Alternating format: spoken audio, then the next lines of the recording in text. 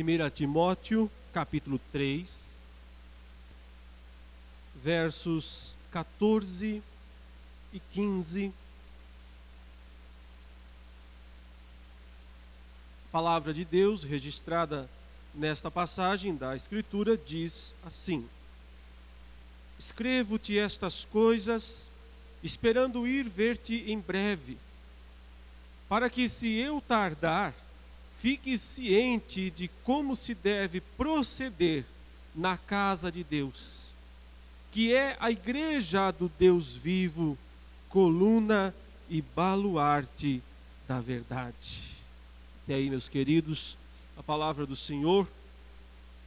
Por ocasião de 50 anos, comemoração de 50 anos de aniversário de uma igreja, acho que não há nada melhor do que meditar, do que pensar um pouco no próprio sentido, no próprio significado do que é uma igreja à luz da palavra de Deus do Novo Testamento. Evidentemente que haveria muitas passagens bíblicas, uma riqueza de recursos para falar a respeito da igreja.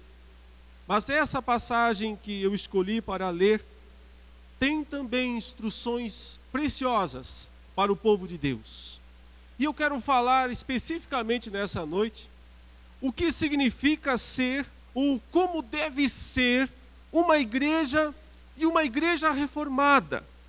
Usando aqui a expressão reformada, por fazer menção, dizer respeito à nossa herança, à nossa tradição, a parte que nós ocupamos na história do cristianismo. A nossa igreja, a igreja presbiteriana, a igreja reformada, tem um papel muito específico na história do cristianismo. E eu quero falar um pouco sobre isso nessa noite, mas à luz aqui da palavra de Deus. E eu entendo a necessidade de falar a respeito disso, porque há épocas na história em que a igreja passa por testes, passa por momentos de decisões, momentos importantes dos quais novos rumos às vezes são tomados, nem sempre bons, mas dos quais também a igreja pode encontrar a sua identidade, para ter ainda mais condições de testemunhar, de cumprir a missão que Cristo deu a ela. Um dos textos da liturgia dessa noite dizia que a igreja é a instituição mais resistente, duradoura e vitoriosa que existe. Foi Jesus quem disse isso. Ele falou após a confissão de Pedro, após Pedro dizer: Tu és o Cristo, o Filho do Deus vivo, a própria pergunta, respondendo à pergunta de Jesus. Então Jesus disse: Bem-aventurado és Simão, filho de João. E ele disse: Você, João, você, Simão, com todos os apóstolos, você é representante dos apóstolos, vocês que entendem quem eu sou, vocês que confessam quem eu sou, que eu sou o Cristo, o Filho do Deus vivo, então é sobre vocês que eu vou construir a minha igreja, que eu vou edificar a minha igreja, e as portas do inferno não prevalecerão contra ela. Foi Jesus quem disse que a igreja seria vitoriosa nessa batalha, mas ele não disse que ela não teria inimigos, nem disse que eles, os inimigos, não tentariam destruí-la, não a atacariam. Não foi isso que ele disse. Ele disse apenas: eles não vão vencer. Mas ataques, momentos de crise, momentos de definições, sim, a igreja sempre passou por momentos assim. É bom lembrar às vezes o passado. Durante esse mês, aqui nós lembramos de muitas coisas do passado da igreja de Santo Amaro. Pelos pastores que aqui vieram e contaram histórias, relembraram fatos marcantes, importantes. Foi muito bom isso tudo. Mas há uma história maior ainda, que é a própria história da igreja presbiteriana, a fundação, a vinda do missionário Simonton para o Brasil há 153 anos, começando o trabalho aqui, que parecia muito difícil, que parecia quase impossível, mas resultou em uma igreja. relembrar o início de tudo, do caso da igreja reformada, da igreja presbiteriana, lá no século XVI, lá no tempo da reforma, quando aqueles homens chamados Lutero, Calvino, Langton, Zwinglio e tantos outros reformadores buscaram na palavra de Deus entender o que era a igreja e viver a igreja. Uma das coisas interessantes quando se leem os escritos de João Calvino, não é? Que ficou famoso por causa da doutrina da predestinação, e sem dúvida ele falou sobre isso, foi talvez quem melhor falou sobre isso na história. Mas não é o assunto que ele mais se ocupa. Se você ler os seus livros, você vai ver que o maior livro é sobre a igreja. A maior parte dos seus escritos se dedicam a entender o que é a igreja. A igreja precisa entender o que ela é, para então poder fazer a diferença e ser vitoriosa, como Cristo disse que ela seria. Sim, meus irmãos, aquele período da reforma foi um período de crise da igreja, porque havia uma só igreja hegemônica, dominadora, dominava o mundo inteiro. A igreja de Roma, que pregava as indulgências, que vendia a salvação. As pessoas compravam com dinheiro o direito de entrar no céu, ou melhor, de sair do purgatório para poder ir para o céu, sustentando suas doutrinas, não nas Escrituras, mas em 3 fontes de autoridade. Se você quer saber qual é a diferença da Igreja Católica para a Igreja Reformada, é muito simples. A Igreja Católica sustenta suas doutrinas em 3 fontes de autoridade, a Igreja Reformada em apenas uma. Para a Igreja Romana, a Bíblia é autoridade, mas é só uma autoridade. A tradição é outra, as decisões dos concílios têm tanto poder, têm tanta validade, têm tanta autoridade quanto a Bíblia. E por fim, a palavra do sumo pontífice, a palavra do Papa, do sucessor, como eles acreditam, de Pedro, falando do seu trono, falando da sua posição de Papa, tudo o que ele diz é infalível. Mas os reformadores entenderam que não dava para ter 3 fontes de autoridade. E quer saber por quê? É muito simples. Tente ter 3 chefes. Tente agradar 3 chefes ao mesmo tempo. Aí você está lá trabalhando, vem um chefe e diz: faça isso, você corre lá e faz. Daqui a pouco vem o outro e diz: não é nada disso, faça aquilo outro. Você corre lá e faz o que o outro. Aí chega o terceiro e fala: está tudo errado, o que tem que fazer é isso. É claro, 3 fontes de autoridade vão entrar em choque, vão entrar em conflito. Como muitas vezes na história da igreja de Roma isso aconteceu. Um exemplo simples, só para entendermos o que eu quero dizer. A Bíblia diz claramente que a mãe de Jesus, a bendita Maria, bendita é o seu nome, a Bíblia diz, que essa mulher teve outros filhos, além de Jesus Cristo. Ela teve pelo menos mais uns 5 filhos, além de Jesus Cristo. E a Bíblia cita os nomes deles: Tiago, Judas, fala que teve irmãs, que Jesus teve irmãs. Não primos, como às vezes se interpreta, mas a Bíblia diz irmãos. Mas a decisão de um Papa foi dizer: não, ela nunca teve outros filhos, e mais, ela nasceu, viveu e morreu virgem. Pronto. Uma fonte de autoridade se chocando com a outra. Com qual se fica? Se fica com a palavra do homem. A Bíblia nada diz a respeito de Maria, por exemplo, ter sido arrebatada aos céus, assunta aos céus, não há lugar algum nisso. Mas a tradição romana entendeu por dizer que sim, que Maria não morreu, que ao final da sua vida ela foi levada aos céus, com corpo transformado, glorificada, e foi assunta aos céus. Aí o dogma da Assunção de Maria, que saiu só no século XX, esse dogma, oficialmente falando. Não há nada na Bíblia, mas quando você tem 3 fontes de autoridade, elas vão brigar, elas vão se chocar, elas vão se contradizer. Não dá para ter 3 chefes. Até temos, né, no dia a dia, na realidade, mas fácil não é atendê-los. Então a reforma entendeu, só tem um chefe, só tem uma fonte de autoridade, e é a Escritura, e é a Bíblia. Ela é a palavra de Deus. Voltemos à palavra de Deus, voltemos à Escritura. Aí o esforço da igreja reformada de traduzir a Bíblia nas várias línguas, para que todos pudessem ler. Para que todos pudessem compreender a palavra de Deus, a única fonte de autoridade. O século XVI foi um período de teste, de transição, de grande dificuldade, mas hoje não é diferente. Nós vivemos outra vez dias em que a igreja precisa entender o que ela é, o que ela crê, e ter firmeza nessas coisas. Porque no mundo confuso da pós-modernidade, que se diz, no caos das seitas modernas,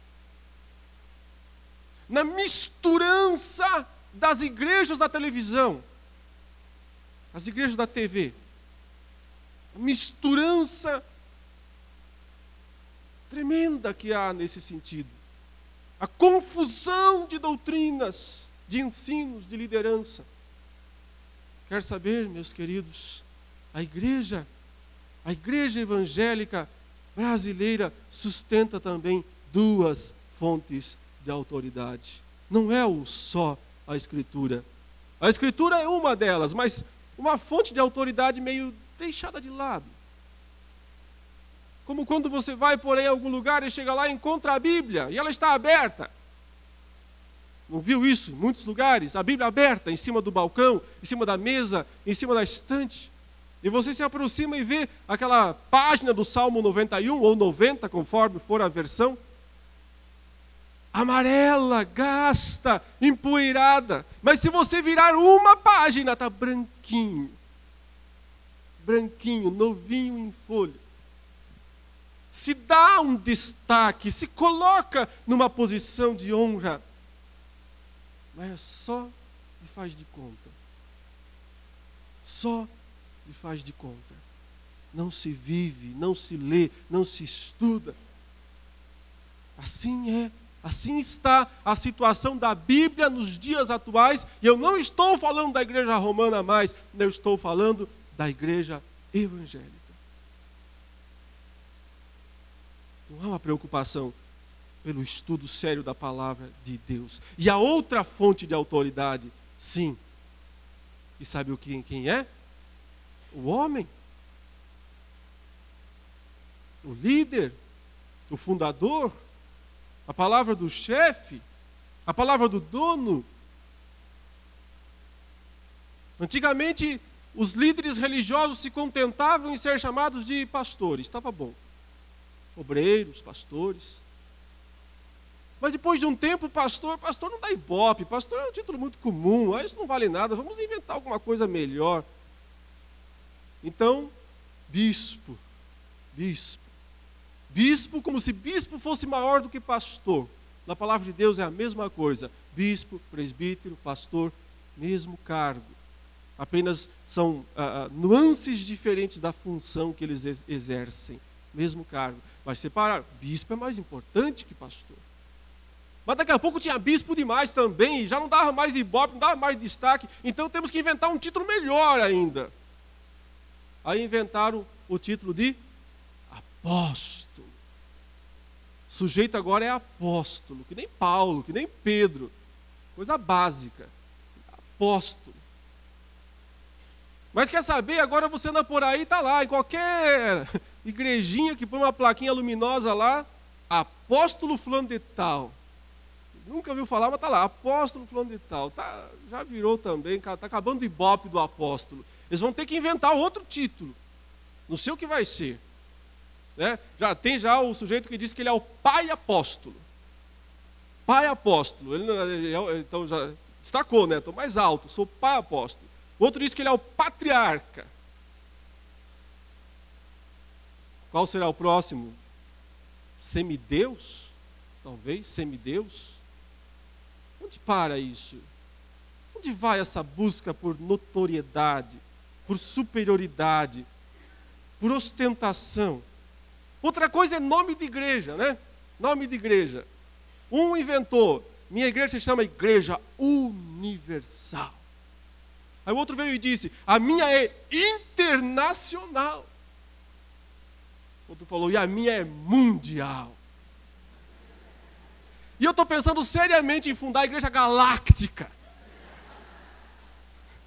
Galáctica do poder soberano. Alguma coisa assim, talvez ia atrair muita gente. Por que essa necessidade de estar ocupando mais espaço do que os outros? De onde vem isso? Sabe de onde vem isso? Do ego humano. Não da verdadeira vontade de servir a Cristo. Não da verdadeira vontade de ser fiel à palavra de Deus. Mas olhe aqui para essa passagem, o apóstolo Paulo está aconselhando Timóteo. Timóteo, ele ficou pastoreando na igreja de Éfeso, ele ficou um tempo lá. Paulo deixou ele lá, numa passagem de Paulo por Éfeso, que era uma igreja daqueles dias, que Paulo participou ativamente da sua fundação, do seu crescimento, e Paulo então deixou Timóteo lá e foi para a Macedônia. E enquanto Timóteo estava lá na igreja de Éfeso, Paulo escreveu essa carta para dar instruções para Timóteo, a fim de que ele pudesse organizar a igreja, para que ela pudesse funcionar bem, para que ela pudesse ser uma igreja verdadeira.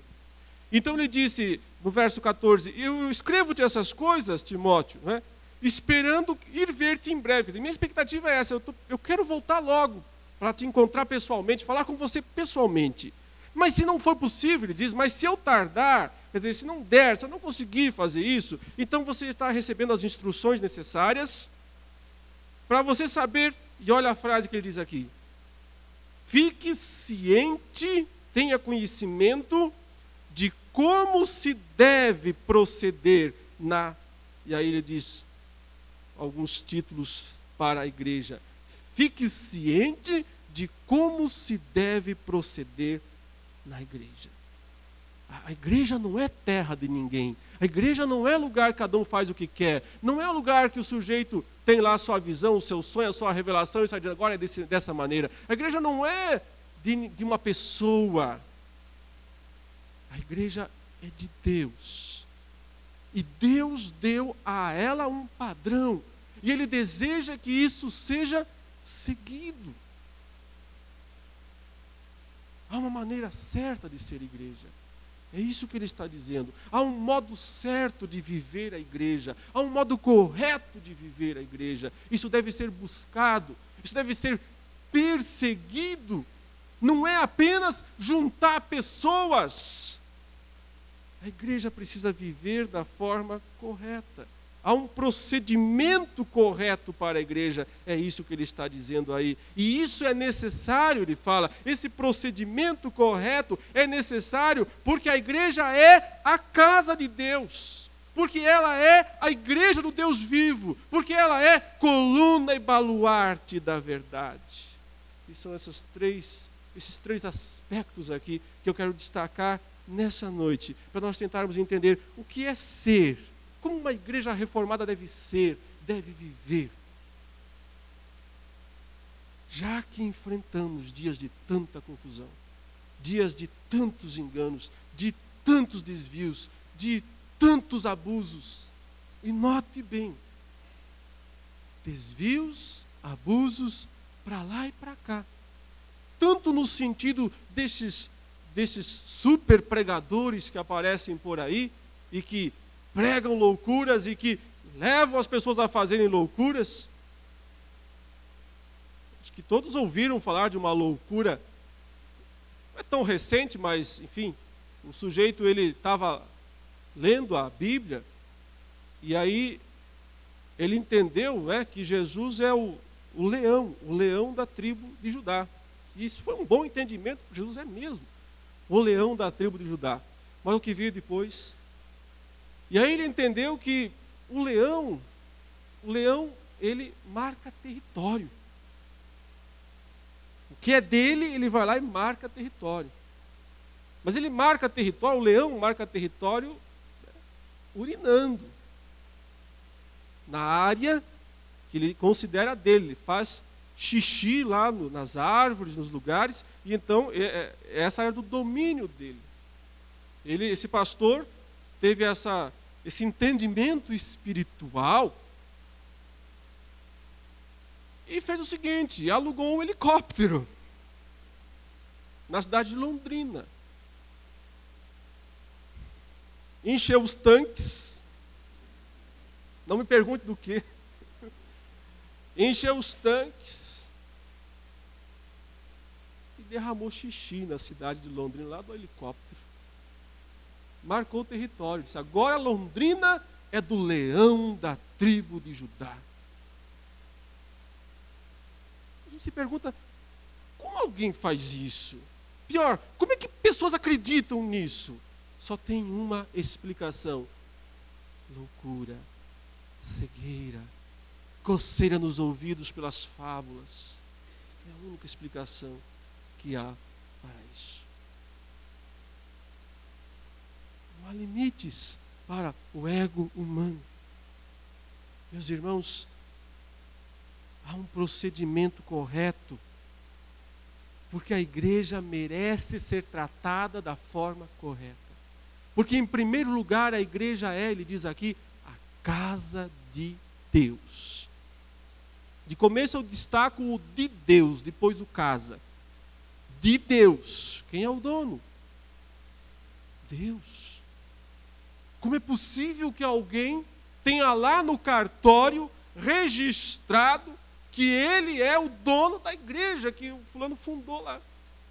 Como é que é possível que isso exista, que ele tenha lá um percentual ativo da igreja?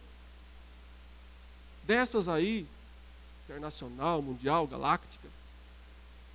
Como é possível que o sujeito seja ele, ou o grupinho dele, proprietário de uma igreja? Sim, outro dia tinha anúncio no jornal também, o sujeito estava vendendo a igreja. Passa o ponto. Estava vendendo a igreja com, acho que, 40 dizimistas. Rende tanto por mês. Me paga tanto aí, você assume. Sob nova direção. Põe a placa lá. Igreja de Deus. Não é igreja de homens. É a igreja que pertence a Deus. Um amigo meu, pastor presbiteriano, conversando com o missionário fundador de uma dessas igrejas aí, galáctica, etc. Ele, falando com esse fundador, perguntou para ele: fulano, qual que é o melhor sistema de governo de igreja? O amigo falou: presbiteriano, eu sou presbiteriano. Aí o missionário fundador, dono, disse: o quê? Democracia na igreja? Tem que ser como aqui, é ditadura. Quem manda sou eu. E acabou. O missionário fundador da igreja das galáxias, ele disse, ele errou num problema.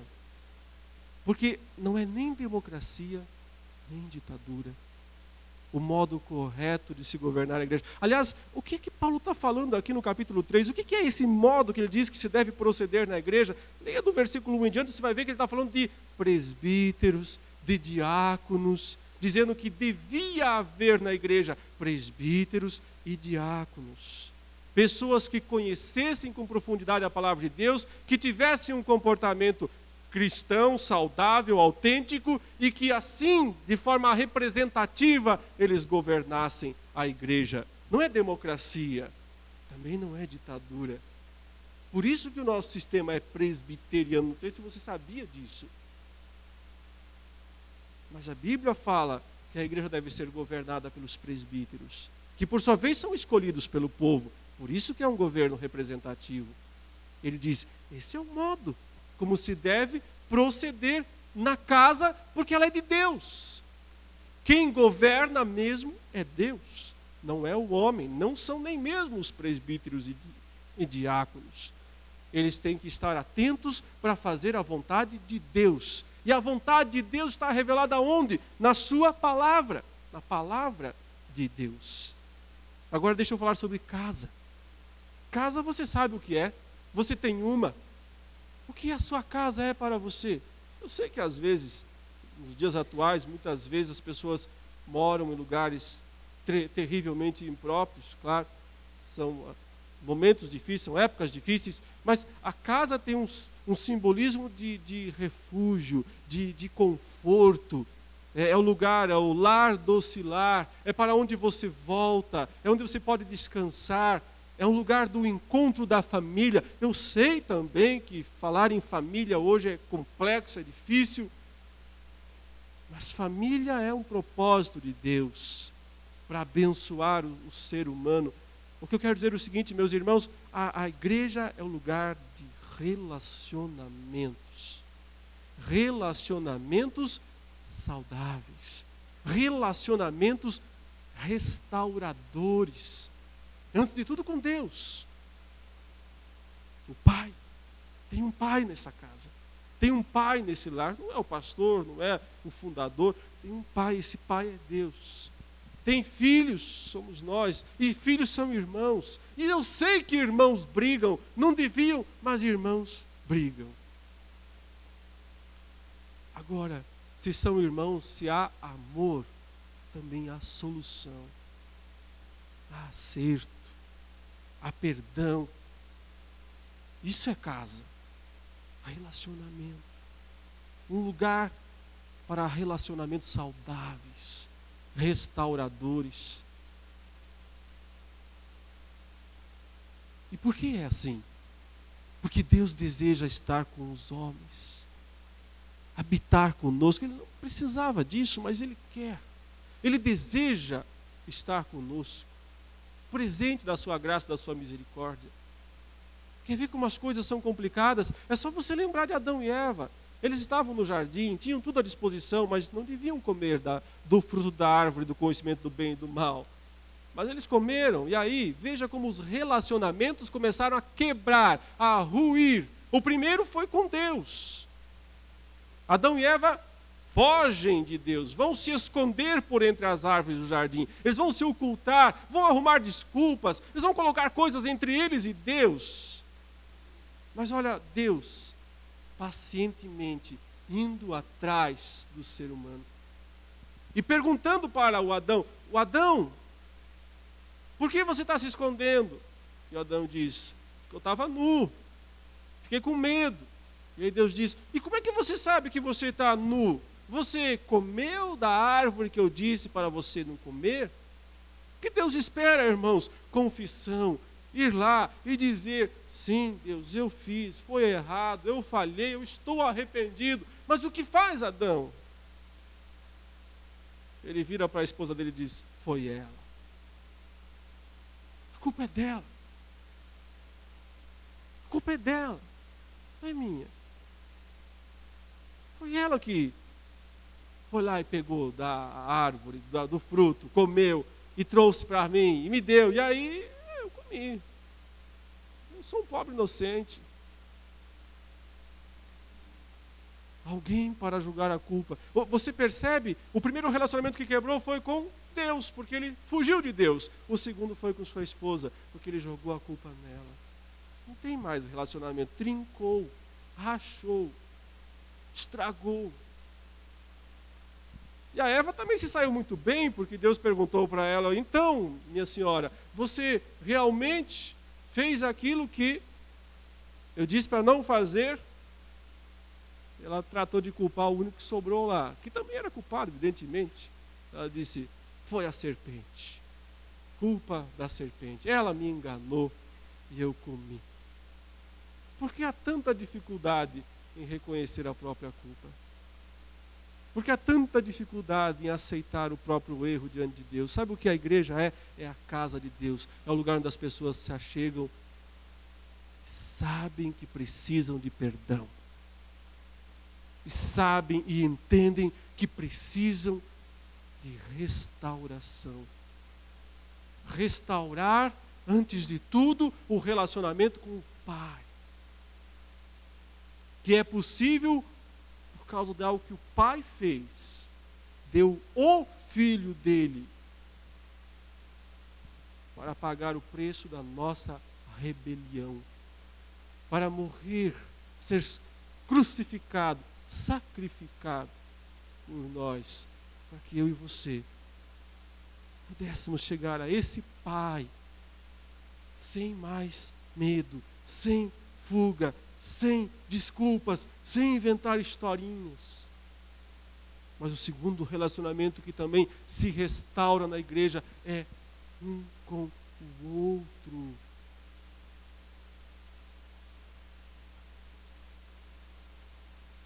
Quando eu vejo nos dias atuais tantas pessoas, para elas vir à igreja é algo mais ou menos, sei lá, parecido com ir ao supermercado. Elas chegam, e pelo menos eu sou assim, né? Não vejo a hora de ir embora, para não dar muita conta no cartão. Eu entro no supermercado, já quero voltar, quero sair. Minha esposa não, ela gosta de ficar passeando nas gôndolas. Não que ela seja assim, gosta de gastar. Parece isso, sabe? Cumprir um papel, quanto mais rápido melhor, vamos embora, e agora domingo que vem, ou talvez daqui uns 15 dias. Cadê o relacionamento? Cadê o envolvimento? Cadê o compartilhar? Onde está a família nessa história? Não existe família assim. Ou melhor, existe. Filhos que não ligam para os pais, filhos que levantam, vão embora, voltam quando quer, sem dar satisfação. Pais também que ficam semanas fora sem ver os filhos, estão mais preocupados em ganhar dinheiro do que em cuidar dos filhos. Sim, existem muitos casos assim de família, e é por isso que a família está o caos que está. E se a igreja também muitas vezes não vai para frente, porque falta ser casa de Deus. Em segundo lugar, Paulo diz que ela é a igreja do Deus vivo. A igreja do Deus vivo. Igreja tem um significado de grupo, pessoas, não são tijolos, não é parede, não são móveis, utensílios. Grupo, pessoas. Os que foram chamados, a congregação, aqueles que se reúnem. Eu, pastor, não vou na igreja, mas eu sou crente lá na minha casa. Não é. Não é. Não existe igreja separado. Igreja é corpo. Corpo. Dedo não vive sozinho na casa. Perna não anda sozinha pela rua. Não vive sozinho em algum lugar.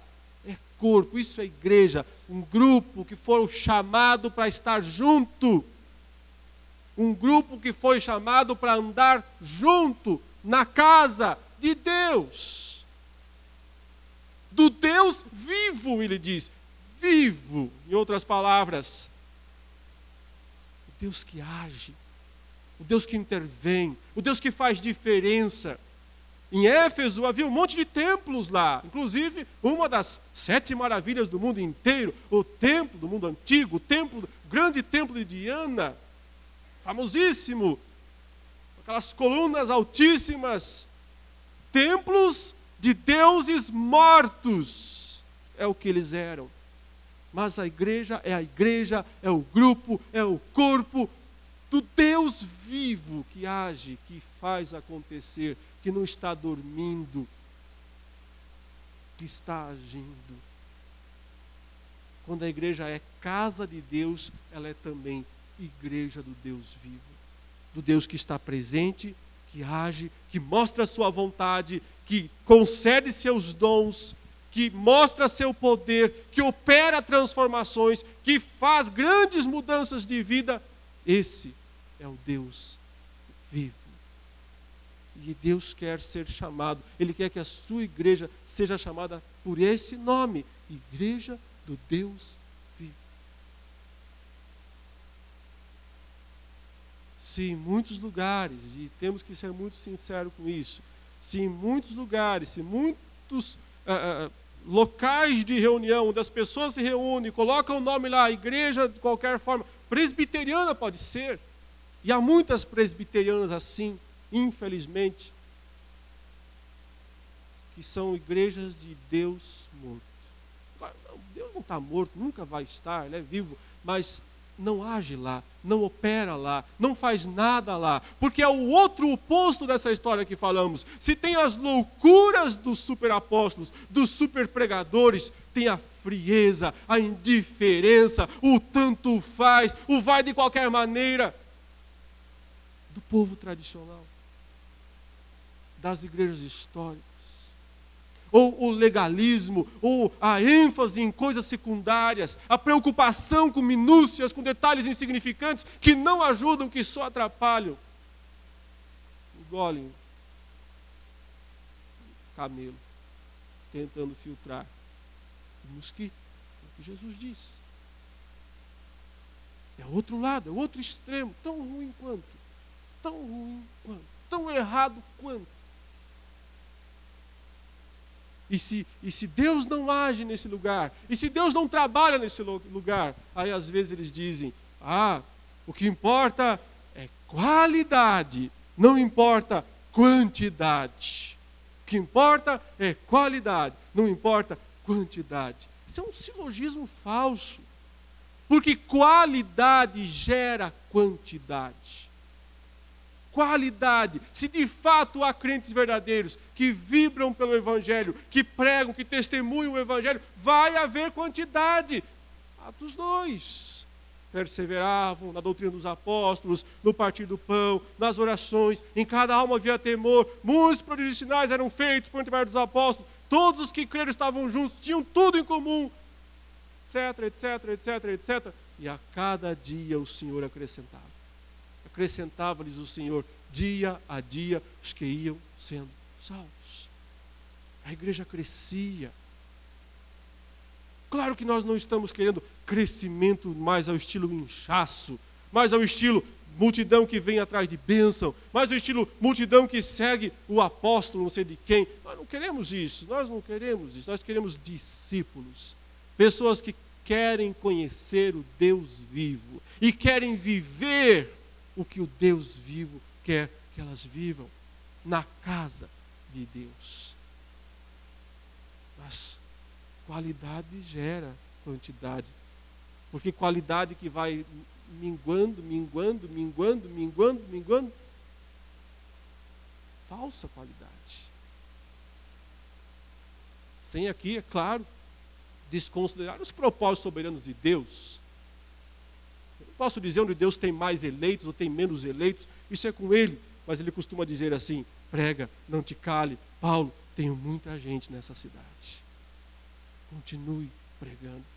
O fato é que se Deus não age em muitos lugares, é porque talvez já aconteceu aquilo que Ele ameaçou a própria igreja de Éfeso, onde estava o Timóteo, mas aí lá no Apocalipse, no capítulo 2, quando Ele disse assim, tem uma coisa contra você, igreja de Éfeso. Você abandonou o seu primeiro amor. Você tem duas opções agora.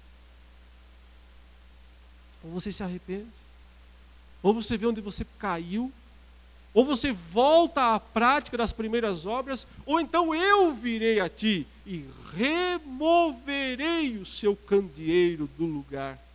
Candeeiro é o candelabro, é a lanterna, é a razão de ser da igreja, é brilhar, é espargir a luz. O candelabro, diz, senão eu tiro o candelabro.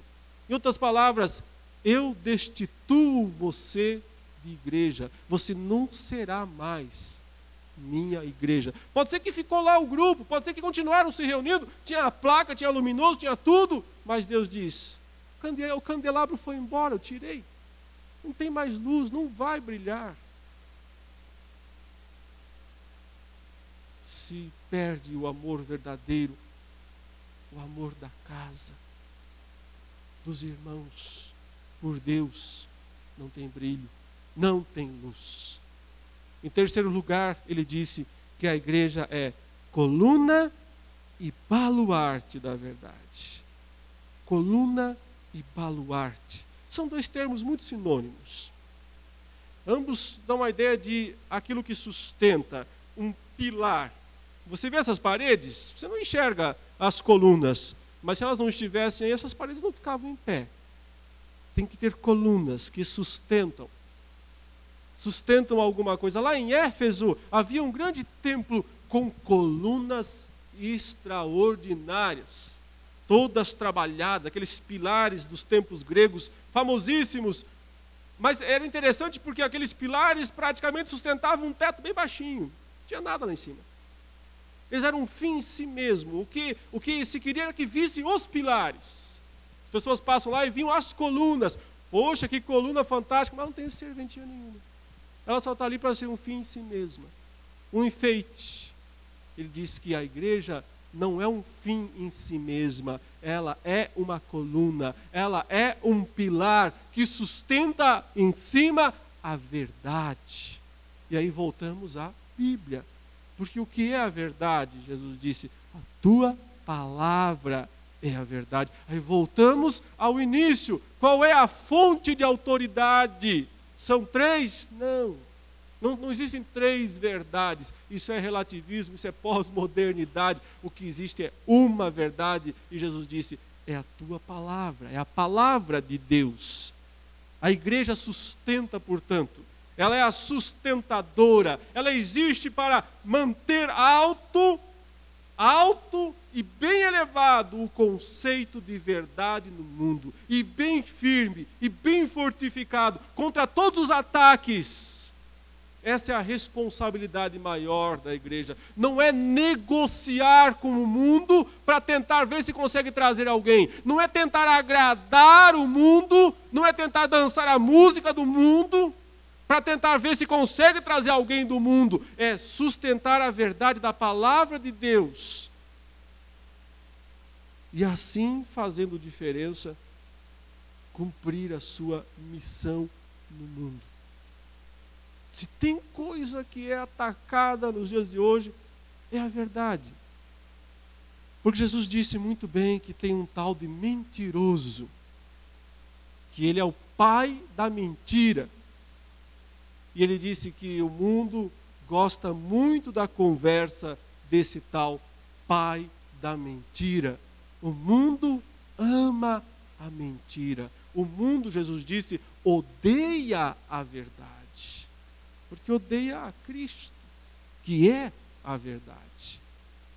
A missão da igreja é sustentar contra todos os ataques, contra todas as tentativas de falsificar a verdade, ou de derrubá-la do seu ponto, do seu posto, do seu pedestal.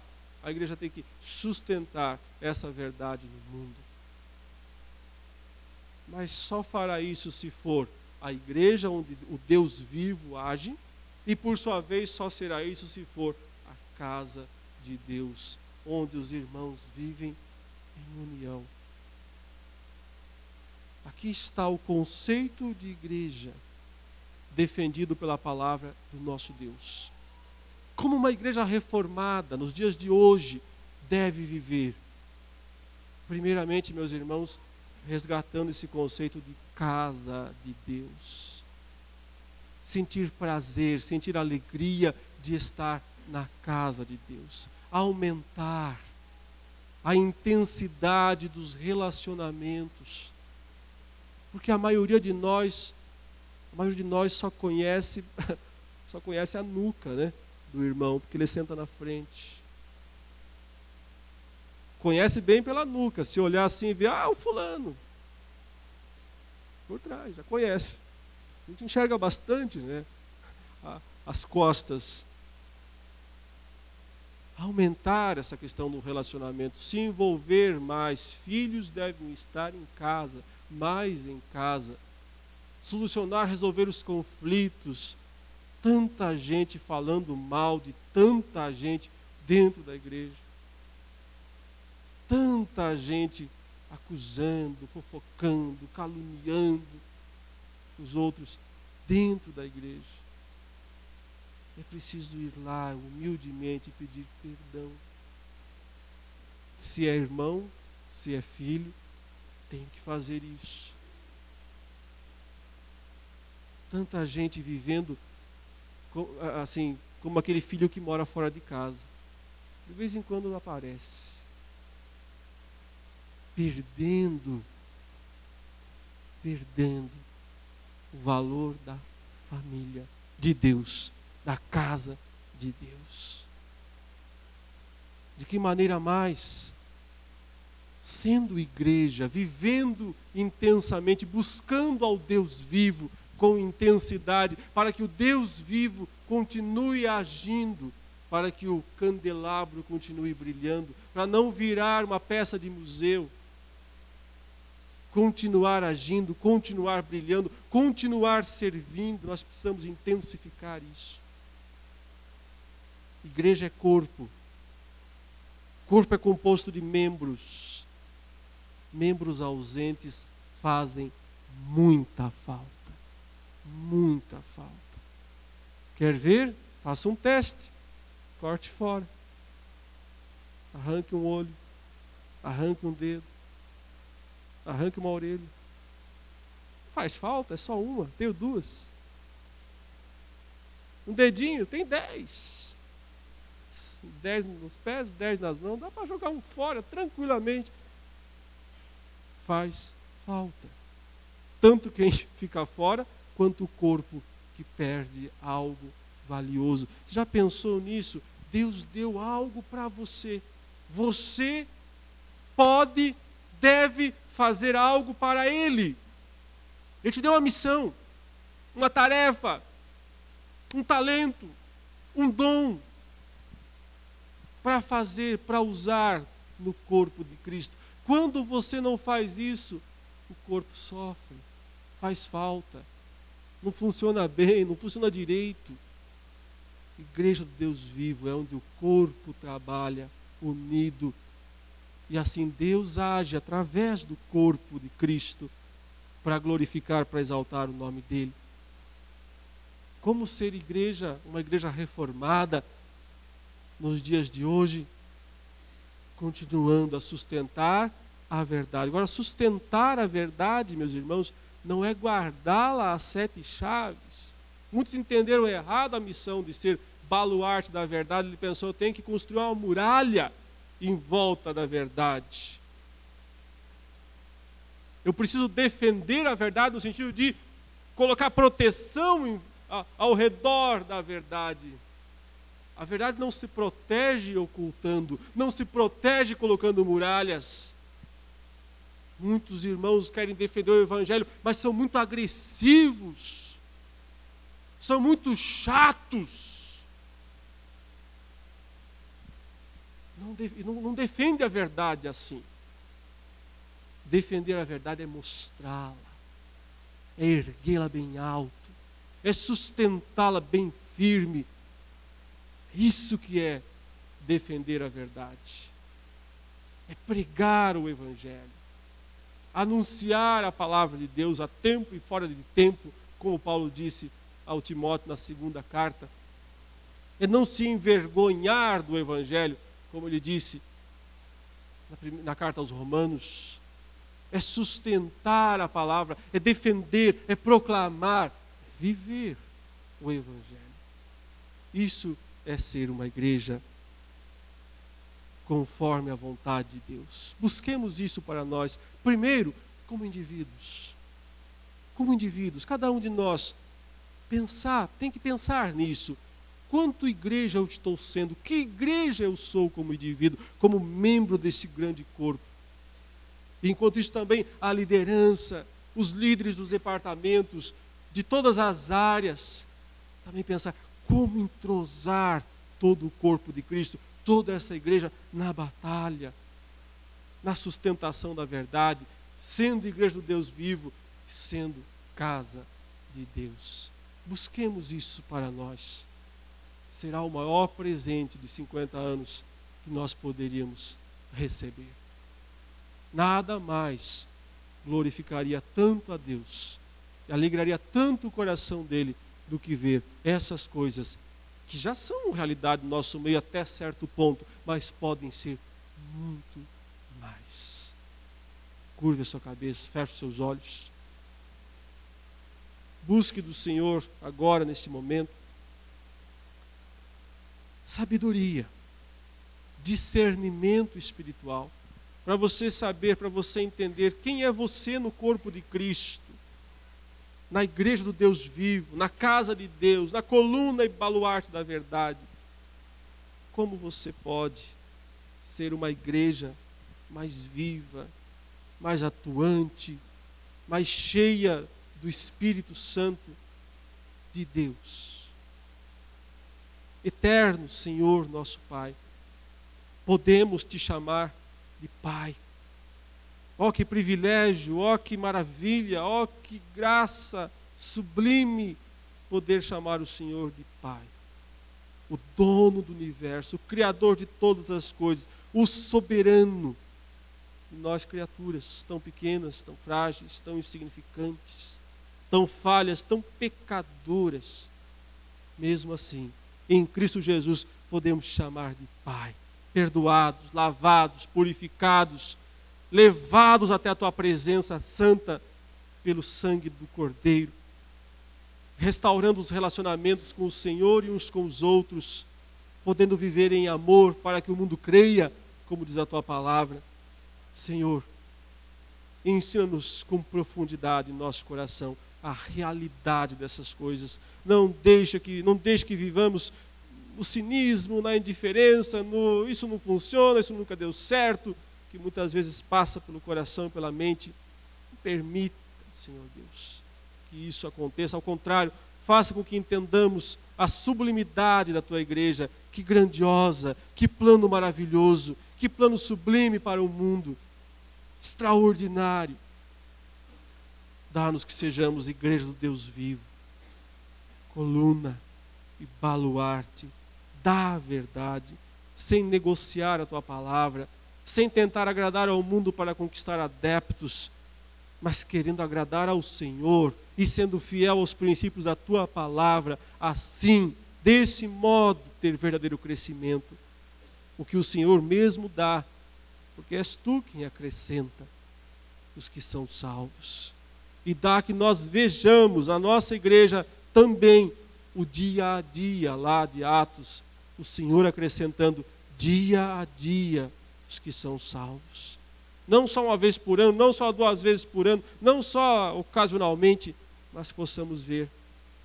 Obrigado, Senhor, porque nós temos uma boa classe de novos membros hoje, com mais de 30 alunos.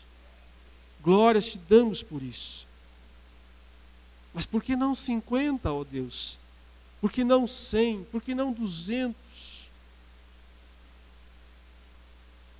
Sim, tu podes, ó Deus, realizar atos poderosos, porque tu és o Deus vivo. Te pedimos já, ó Deus, aqui como igreja, pelo acampamento da semana que vem. Senhor, mais de 160 pessoas lá. Dessas, muitas que não conhecem o Senhor como Salvador. Que oportunidade, Deus, será essa de ver vidas sendo trazidas aos teus pés. Queremos ver, Senhor, a ação do teu Espírito, que possamos ver o resultado disso na próxima semana. Não para que nos exaltemos, nos gloriemos, nos achemos melhores do que os outros, que não somos, mas para que, com o coração transbordante de gratidão, reconheçamos toda a honra, toda a glória, todo o louvor pertencem a Ti, ó Deus. Em nome de Jesus. Amém.